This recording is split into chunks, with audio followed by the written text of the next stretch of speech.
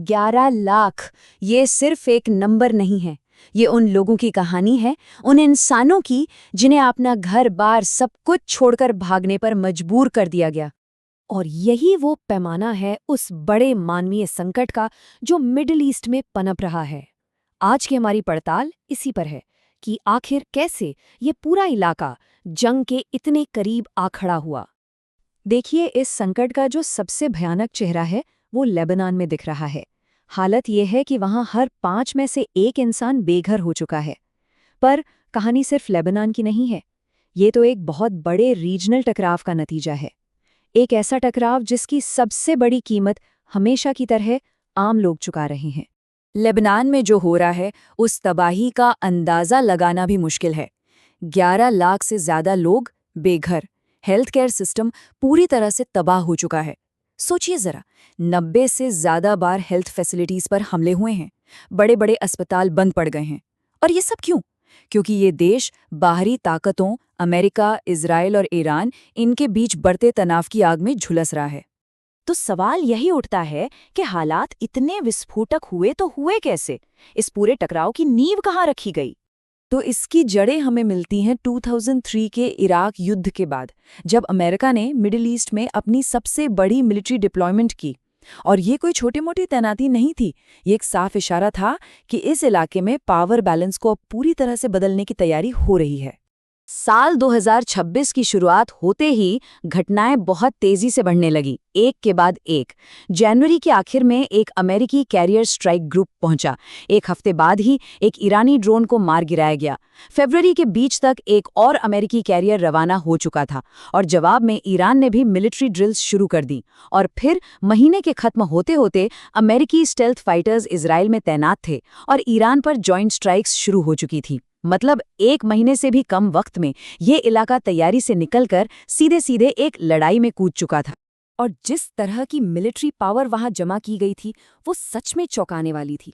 Navy के 2-2 carrier strike groups, air force के सबसे एडवांस्ड फाइटर जेट्स और आर्मी और मरीन की सबसे एलीट यूनिट्स, ये इस इलाके में ताकत का एक जबरदस्त प्रदर्शन था। लेकिन सवाल ये है कि ये सब हो क्यों रहा था? अमेरिका का कहना था कि ये पूरी मिलिट्री तैयारी ईरान के न्यूक्लियर प्रोग्राम के जवाब में है, और साथ ही ईरान के अंदर जो बड़े पैमाने पर विरोध प्रदर्शन चल रहे थे उन पर सरकार की हिंसक कार्रवाई के जवाब में भी। नतीजा ये हुआ कि ईरान की सरकार, उसकी सेना और वहाँ के लोग सब के सब खुद को एक बढ़ते हुए ग्लोबल प्रेशर के बीचों बीच पा रहे थे। मिलिट्री बिल्डअप के बाद ये संकट एक नए और कहीं ज्यादा खतरनाक दौर में चला गया।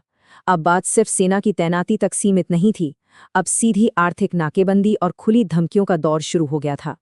इसकी गंभीरता का अंदाज़ा CENTCOM commander admiral Brad Cooper के इस बयान से लगाया जा सकता है। उन्होंने साफ साफ कहा कि ईरानी बंदरगाहों की नाकेबंदी पूरी तरह से लागू कर दी गई है।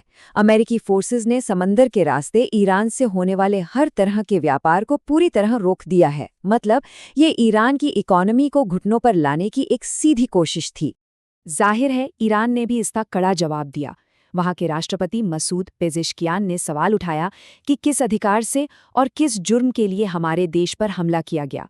आम नागरिकों को, बच्चों को निशाना बनाने और ज़रूरी सेंटर्स को तबाह करने का क्या मतलब है? ये ईरान की तरफ से इस पूरे एक्शन की लीगैलिटी और नैतिकता पर एक सीधा सवाल था। और फिर तनाव अपने पीक पर पहुंच गया जब ईरान के सुप्रीम लीडर ने चेतावनी दे डाली कि अमेरिकी जंगी जहाज़ों को समुंदर की तह में डुबोया जा सकता है। अब बयानबाजी इतने खतरनाक लेवल पर पहुंच चुकी थी कि पूरी दुनिया एक बड़ी जंग के डर से सहम गई थी। लेकिन फिर जब लग रहा था कि अब जंग होके रहेगी, तब कगार से एक छोटा सा कदम पीछे लिया गया।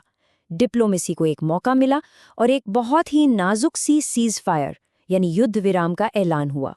तारीख थी 8 अप्रैल।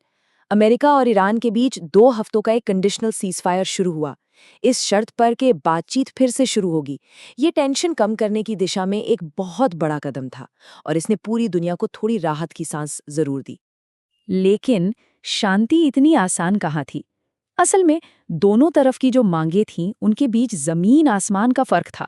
अमेरिका चाहता था कि ईरान अपना न्यूक्लियर और मिसाइल प्रोग्राम पूरी तरह से बंद कर दे।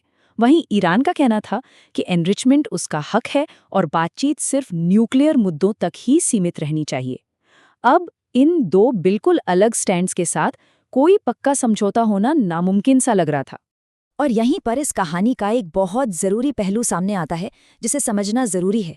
ये जो अमेरिका ईरान का सीज़फायर था, इसमें लेबनान में चल रही इजराइल हिजबुल्लाह की लड़ाई शामिल नहीं थी। अमेरिकी एडमिनिस्ट्रेशन ने इसे एक अलग झड़प कहकर किनारे कर दिया। इसका सीधा सीधा मतलब ये था कि भले ही अमेरिका और ईरान के बीच सीधी लड़ाई रुक गई हो, लेबनान में जंग और तबाही का मंजर वैसा का वैसा ही बना रहा। तो अब सवाल ये है कि आगे क्या? क्या ये शांति की तरफ पहला कदम है या फिर किसी बड़े तूफान से पहले की खामोशी? और चिंता की बात यह है कि इस सीज़फायर के बावजूद अमेरिका मिडिल ईस्ट में अपनी मिलिट्री प्रेजेंस लगातार बढ़ा रहा है। ये एक ऐसा कदम है जो शांति की बातचीत से बिल्कुल मेल नहीं खाता और कई सवाल खड़े करता है।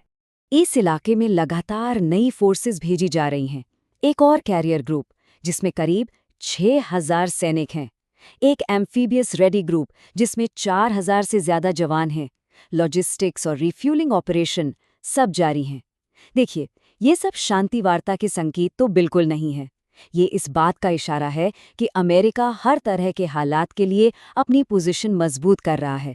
तो एक तरफ सेनाएं तैनात हैं, दूसरी तरफ डिप्लोमेसी चाकू की धार पर चल रही है। तो सवाल वहीं का वहीं है कि ये सिर्फ एक ठहराव है या किसी बड़ी जंग से पहले की तैयारी। और इसी सवाल के जवाब पर शायद पूरे मिडिल ईस्ट और हो सकता है पूरी दुनिया का भविष्य टिका हुआ है।